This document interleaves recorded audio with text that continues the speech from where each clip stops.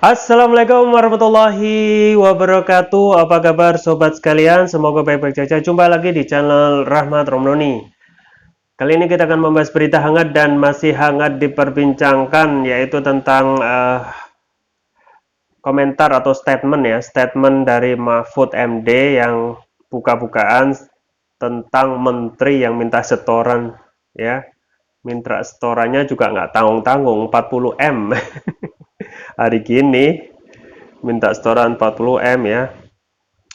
Ini ada berita yang dilansir oleh tribunnews.com ya. Langsung saja kita baca dan kita ulas. PBHMI minta Mahfud MD buka-bukaan soal menteri minta setoran 40 miliar ya. Menteri Koordinator Bidang Politik, Hukum, dan Keamanan Menko Polhukam Mahfud MD mengungkap adanya menteri yang minta Direktur Jenderal Dirjen untuk mencari uang setoran 40 miliar. Menanggapi pernyataan itu, pejabat Ketua Umum Pengurus Besar Himpunan Mahasiswa Islam PPHMI Ramadan Jans meminta Mahfud untuk membuka nama menteri yang dimaksud. Upaya itu, kata dia, dilakukan agar tidak menimbulkan prasangka. Menurutnya, Mahfud harus berani membuktikan tudingannya bahwa ada menteri yang meminta uang setoran ke Dirjen puluhan miliar. Kalau memang benar ada praktek menteri minta Dirjen uang setoran 40 miliar, seperti itu dibuka saja. Pak Mahfud, bongkar saja siapa menteri itu, kata Ramadan dalam keterangannya. Ramadan khawatir jika pernyataan Mahfud tersebut dapat menimbulkan kegaduhan di tengah masyarakat yang masih berjuang melawan pandemi COVID-19. Sebab lanjut Ramadan, jika pernyataan Mahfud tidak diperjelas, maka dapat dikategorikan sebagai tuduhan yang bermuatan fitnah. Ya, itu. That's the point ya. Harusnya sekelas Pak Mahfud bisa saja membongkar praktik korup di kementerian yang dituduhkan. Jangan sampai kemudian dengan melempar isu tersebut bisa menimbulkan kegaduhan di masyarakat yang masih susah karena pandemi, ujarnya.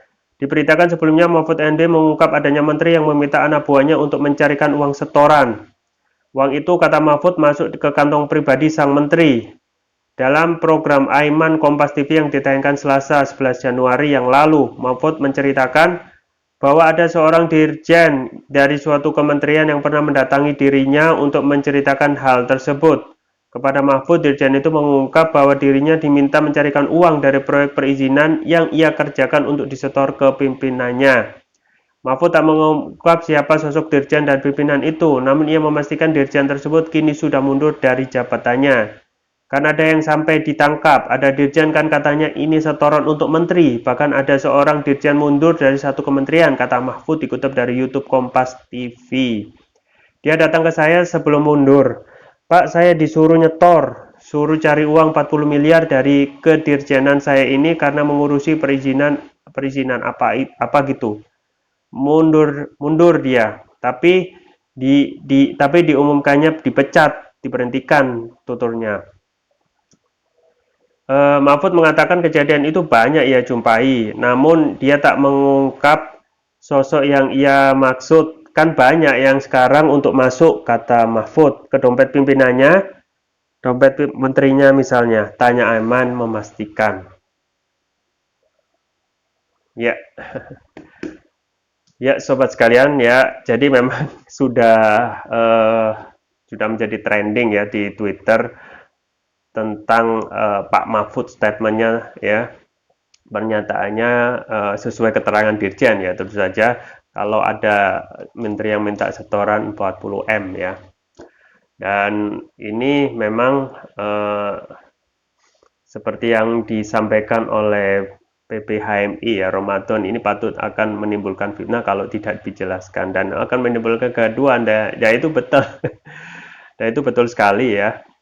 Karena secara kalau kita melihat dalam hal ini ya, kalaupun itu terjadi ya, dalam hal ini yang mempunyai kekuasaan untuk mengungkap itu ya yang mempunyai jabatan gitu. Pak Mahfud sendiri yang merupakan Menko ya, Menko Polhukam ya, apalagi politik dan hukum ya. Dalam ini harus bisa menegakkan hukum yang selama ini terus digaungkan bahwasanya negeri ini negeri berdasarkan hukum dan semuanya rakyat ataupun orang yang tinggal di Indonesia itu sama kedudukannya, yaitu equal before the law ya. Uh, kami juga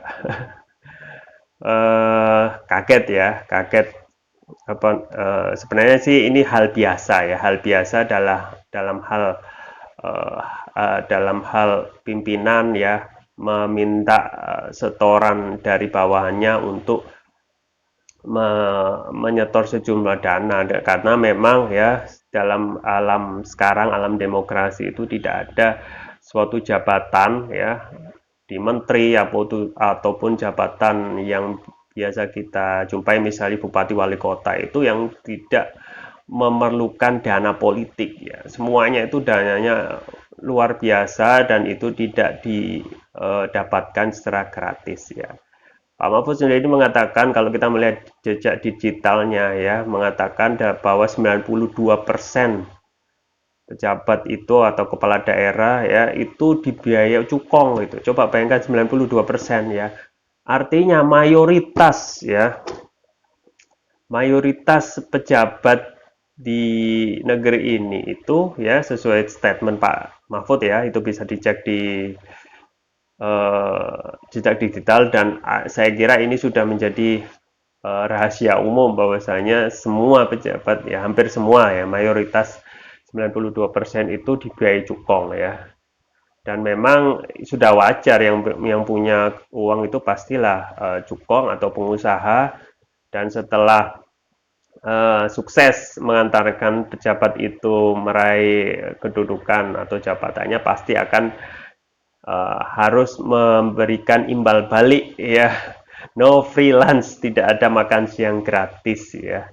Kalau kita melihat catatan KPK itu biaya untuk menjadi bupati dan wali kota itu sampai 25 sampai 30 miliar ya. Coba bayangkan, siapa yang punya ini kalau tidak bukan cukong, pengusaha atau oligarki yang membiayai para pejabat ini, dan ketika sudah menjabat pastilah mereka harus mengembalikan uang tersebut ya. Dan kalau kita melihat dengan gaji bupati atau wali kota yang hanya sedikit itu, dan itu sudah disampaikan ya oleh Bupati Kebumen, itu tidak mungkin ya membayar modal politik itu dengan biaya gaji saja ya, tidak mungkin. Dan kalau semua harus mengembalikan pastilah ya tidak ada cara lain kecuali harus korupsi ya. Makanya itulah sistem demokrasi yang yang tidak sesuai ya, tidak akan bisa menghasilkan pemimpin yang bersih ya, karena memang sudah dibiayai ya, dan pada faktanya sekarang sudah banyak yang kena OTT ya. Dan ingat bahwasanya yang dikena OTT itu yang kena saja ya, dan apakah sisanya itu tidak korupsi ya, belum tentu juga ya, karena yang diketemukan oleh KPK atau di OTT KPK itu yang ketahuan saja ya. Dan korupsi itu juga macam-macam, ada yang korupsi yang besar, ada yang korupsi kecil ya, dan sekarang memang manusia itu beradaptasi. Kalau sudah ada OTT pasti semuanya sudah pikirannya hati-hati ya, hati-hati ya.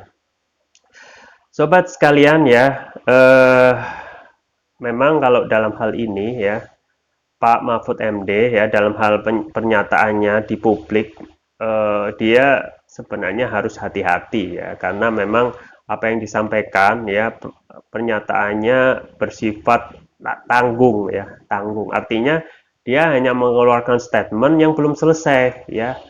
Pertanyaannya siapa kementerian yang menerima setoran 40M gitu kan ya. Pertanyaan kan gitu. Kalau hanya menteri minta setoran 40M itu sudah selesai, tetapi yang menjadi pertanyaannya siapa gitu. Dan kalau sudah mengeluarkan statement bahwasanya ada suatu kementerian yang minta setoran ya, dan kalau seperti ini statementnya itu pasti ya yang dituduh berarti kemungkinan siapa menterinya ya banyak sekali ya. Coba bayangkan, hampir semua kementerian itu kan punya dirjen gitu ya. Artinya ketika apa statement yang disampaikan oleh Pak Mahfud ini belum selesai siapa kementeriannya, itu akan terus menjadi bola liar dan panas ya. Semua kementerian akan menjadi tertuduh ya. Ya. Semua kementerian akan menjadi tertuduh ya. Biasanya bisa saja kementeri A, kementeri B, menteri C ya. Semuanya menteri bisa menjadi sasaran ya selama belum Pak Mahfud memberikan informasi yang memberitahu ya siapa kementerian itu ya.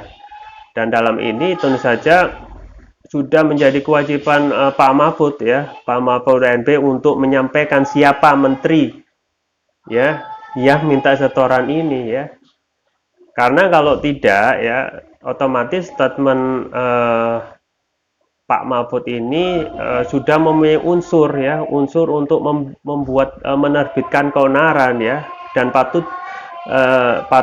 sudah mempunyai unsur untuk memenuhi ya hukum pidana ya, pasal 14 ayat 1 Undang-Undang Nomor 1 Tahun 1994 tentang peraturan hukum pidana ya, barang siapa yang menyiarkan berita atau pemberitaan bohong dengan sengaja menerbitkan keonaran dihukum setinggi-tingginya 10 tahun penjara. Coba bayangkan. Ya. Sekarang tinggal bagaimana polisi ya dalam ini kinerjanya ya dituntut seadil-adilnya ya. Sebelumnya ya, kalau kita melihat track record ya, undang-undang ini memang lama ya. Undang-undang nomor 1 tahun 1946 ini tidak pernah dipakai pada pemerintahan SBY, tidak pernah dipakai pada pemerintahan sebelumnya, baru dipakai pada rezim ini saja ya. Untuk menjerat orang-orang yang diduga melakukan tindak pidana pemberitaan bohong yang menerbitkan keonaran. Coba bayangin, ini sudah memakan korban ya, Habib Rizik ya, kemudian juga Habib Bahar ya, semuanya dijerat dengan pasal ini ya. Dan keonarannya apa ya? Kalau kita melihat apa yang disampaikan oleh pengadilan bahwasanya keonaran itu yang terjadi di media sosial dan ini memang tidak bisa diterima dalam ilmu hukum ya. Ya, jadi keonaran yang dimaksud itu ternyata keonaran di media sosial pada saat itu Habib Rizik ya menyampaikan berita saya sehat, itu ternyata memberikan keonaran ya. Ternyata keonaran itu di media sosial ya. Dan kalau kita ingin konsisten seharusnya ini sudah mempunyai unsur gitu ya. Sudah mempunyai unsur ya, apapun statement yang disampaikan oleh Pak Mahfud MD itu sudah memenuhi unsur menerbitkan keonaran ya.